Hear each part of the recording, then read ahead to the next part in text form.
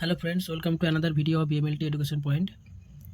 আজ আমরা আলোচনা করব যে বিএমএলটি ডিগ্রিটা কী এবং এই ডিগ্রিটা পেতে গেলে কী কী প্রসেস আছে এবং কী কী সাবজেক্টের মধ্যে আছে, কত বছরের কোর্স, অ্যাডমিশন প্রসেস কী, সেগুলো সম্বন্ধে আজ আলোচনা করব। তো ফার্স্ট, বিএমএলটিটা কী? BMLT stands for bachelor of medical laboratory technology, যেটা হচ্ছে একটা BSc degree, graduate degree, undergraduate degree program. এই ডিগ্রি প্রোগ্রামের মাধ্যমে আমরা কী কী জানতে পারবো? যে how to diagnose disease, lab technology মানে ডিজিজ ডায়াগনোসিস করা, অ্যান্ড মেডিকেল কন্ডিশনস, বিভিন্ন মেডিকেল কন্ডিশন সম্বন্ধে জানতে পারবো এবং জানতে পারবো ল্যাবরেটরি টেকনিক সম্বন্ধে। এলিজিবিলিটি কী হয়? শুড হ্যাভ পাস্ট 10+2 মানে হচ্ছে ক্লাস 12 পাস করতে হবে। Chemistry, physics and biology PCB, এটা হচ্ছে মাস্ট। মেন হচ্ছে সায়েন্স দিয়ে উচ্চ মাধ্যমিক পাস করা। এবার এখন কি হয়েছে, এখন অনেক কলেজ রয়েছে যেগুলো হচ্ছে সায়েন্স ছাড়াই বিএমএলটি করিয়ে দিচ্ছে, যেটা অ্যাকচুয়ালি করানো উচিত না, তবুও করিয়ে দিচ্ছে। তো সেক্ষেত্রে কিছু বলার নেই। তবে মেন যে এলিজিবিলিটি হচ্ছে সেটা হচ্ছে ফিজিক্স, কেমিস্ট্রি এবং বায়োলজি, এই তিনটে নিয়ে এইচএস পাস করা, 10+2।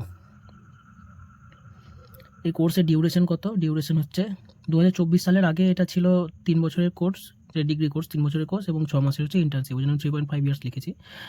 আর এখন সেটা 4 বছর করে দেওয়া হয়েছে। এখন সব কিছুই ডিগ্রি 4 বছর করে দেওয়া হয়েছে, তো এটাও 4 বছর করে দেওয়া হয়েছে ইনক্লুডিং ইন্টার্নশিপ। অ্যাডমিশন প্রসেস বলতে মেনলি জেন পাস এক্সাম দিয়ে আমরা যেগুলো সরকারি বিএমএলটি সেটা করতে পারি, বাট এখন বিভিন্ন মেরিট বেসটা অ্যাকচুয়ালি না, এটা আমার লিখতে একটু ভুল হয়েছে। অ্যাকচুয়ালি যেগুলো সরকারি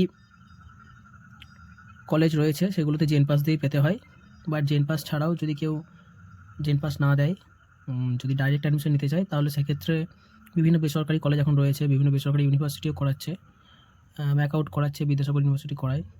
কী কী সাবজেক্ট ইনক্লুড থাকে?